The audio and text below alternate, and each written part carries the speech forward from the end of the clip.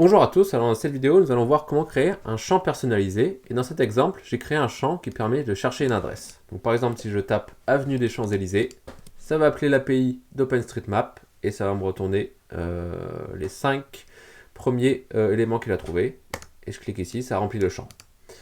Donc pour faire ça, tout d'abord il va falloir créer un champ personnalisé en faisant un PHP artisan make form field et le nom de votre champ. Ça va créer un fichier address search ici, au niveau de app form component et le nom de fichier, donc address search, qui est stand de field.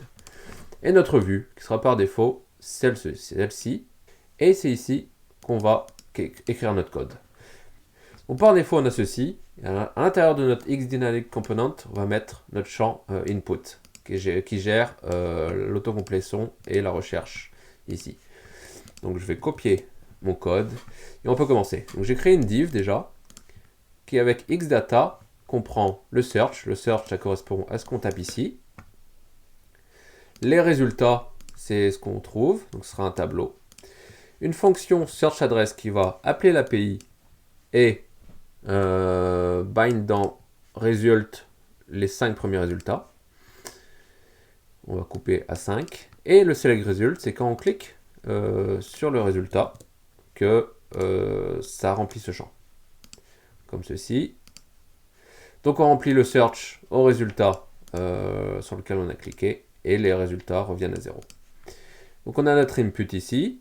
Donc xModel c'est le search, donc c'est ce qu'on tape ici.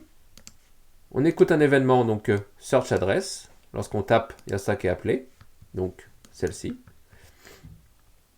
Et lorsque le résultat est plus grand que 0, on affiche cette liste UL avec les liens intérieurs qui correspondent au résultat. Et lorsqu'on clique sur un résultat, on appelle search result, comme ceci, et ça remplit le search. Donc, petite démo encore, avenue des... Voilà, ça trouve des résultats. Voilà, c'est tout pour ce petit tutoriel. Si vous récupérez le code, vous pouvez vous rendre sur mon site. Allez, ciao!